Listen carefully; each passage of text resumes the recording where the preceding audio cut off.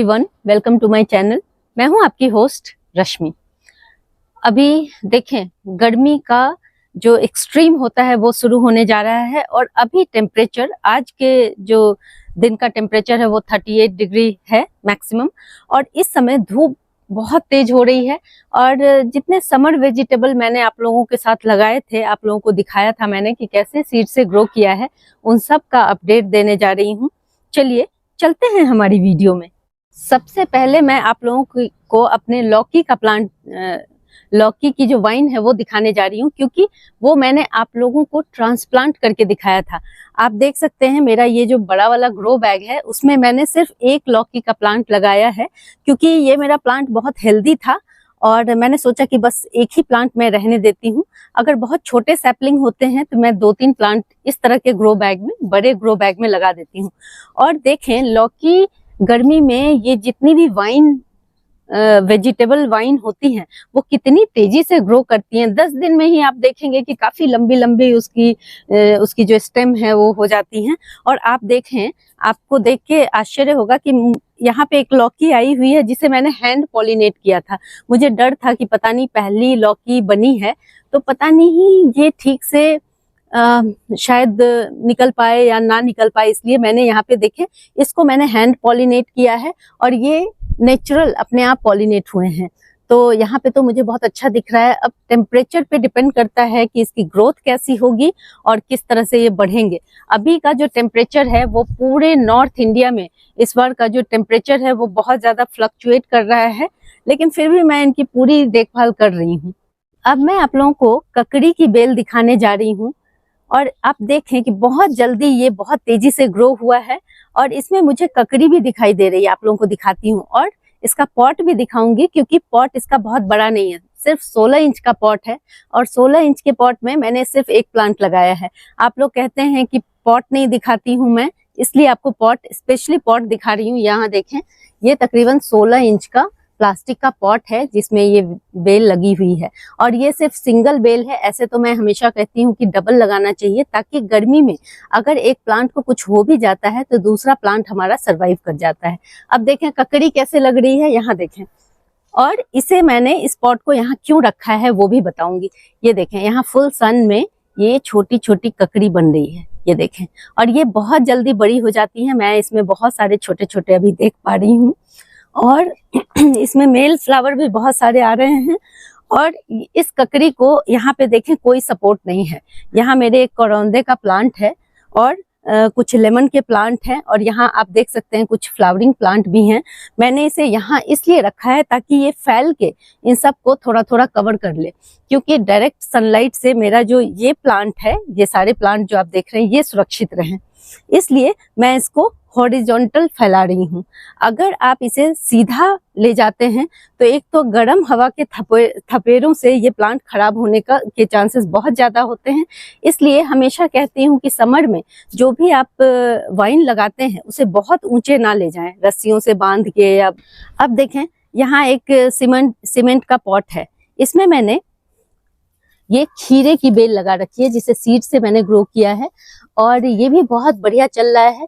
और जिधर जाते हैं मैं इसे जाने देती हूँ। मैं इसको स्पेशली कहीं किसी एक जगह डालने की कोशिश नहीं करती हूँ। रीजन वही है, जैसे कि आपका ये एक मेरा ये गंधराज लेमन का प्लांट है और इसमें देखें अपने आप ये बेल इस पे कहीं भी ये चली जाएगी, मैं इसे जाने दूंगी और मेरा ये जितना, ये इस एरिया का जितना प्लांट है वो सुरक्षित हो जाएगा।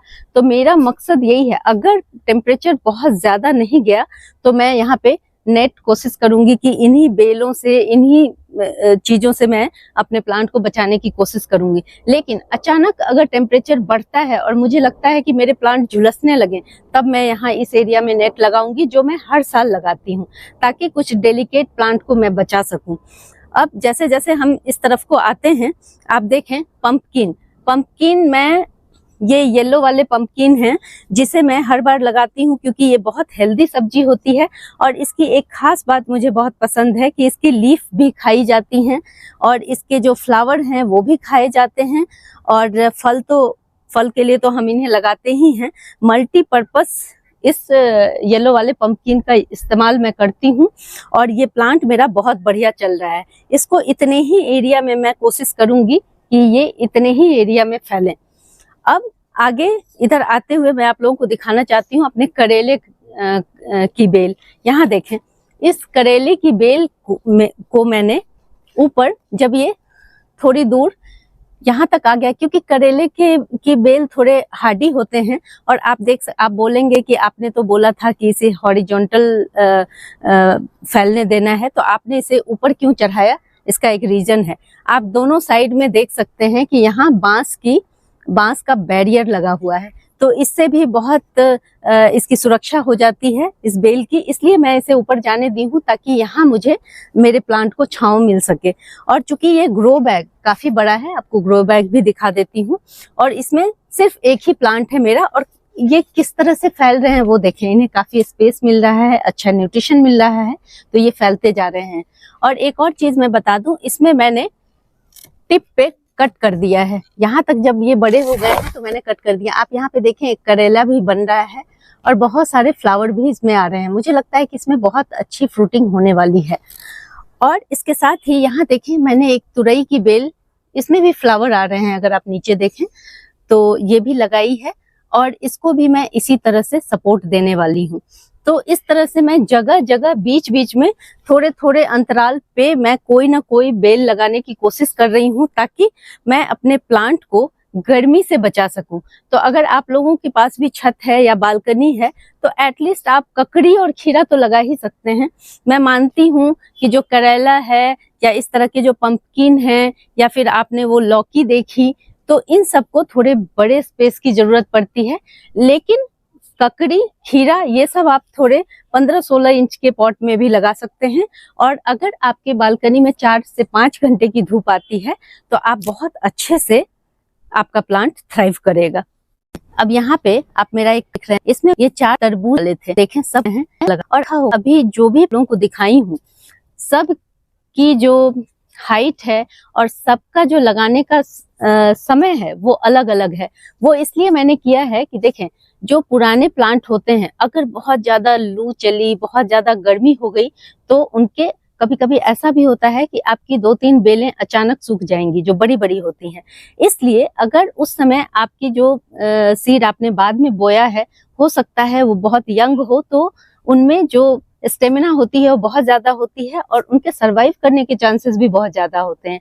इसलिए मैं हमेशा कहती हूँ कि 10-10 दिन के अंतराल पे आप जो भी सीड सो कर रहे हैं वो 10-10 दिन के अंतराल पे सो करें, और आप डायरेक्ट इस तरह से भी सीड लगा सकते हैं। लेकिन एक चीज का ध्यान रखेंगे कि अगर ये कंटेनर यहाँ पे है तो इसको उठा के आप दूसरी जगह नहीं रखेंगे। ऐसा करने से आपका प्लांट खराब हो सकता है। ये एक बहुत छोटी सी बात है जिसको मैंने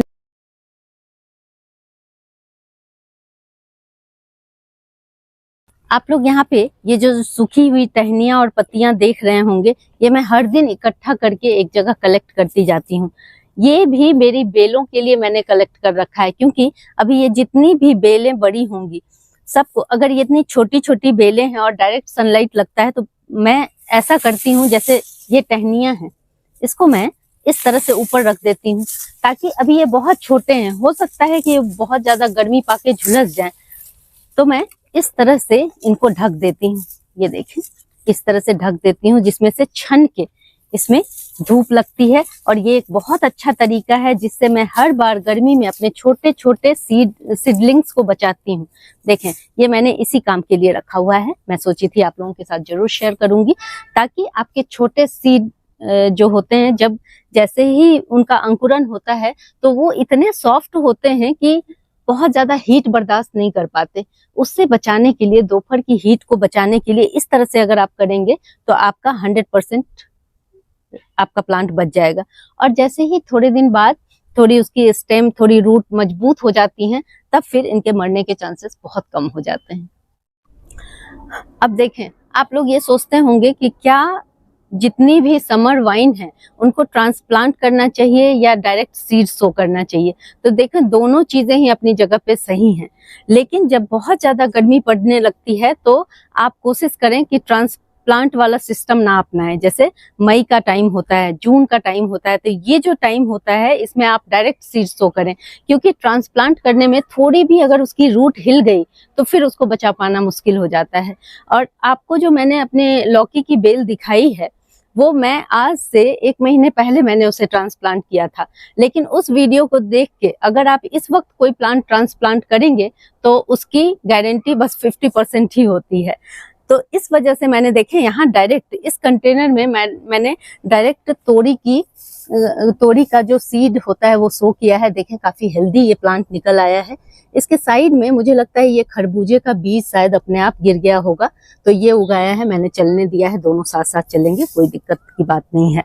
और देखें ये जो आप बेल देख रहे हैं ये मैंने नहीं लगाई है, ये अपने आप सीड से, या तो ये खाद के थ्रू या फिर ये मुझे लगता है यहाँ देखें गोल सा बन रहा है, या तो ये फूट है, फूट खरबूजे की ही एक वैरायटी होती है, या फिर ये खरबूजा है।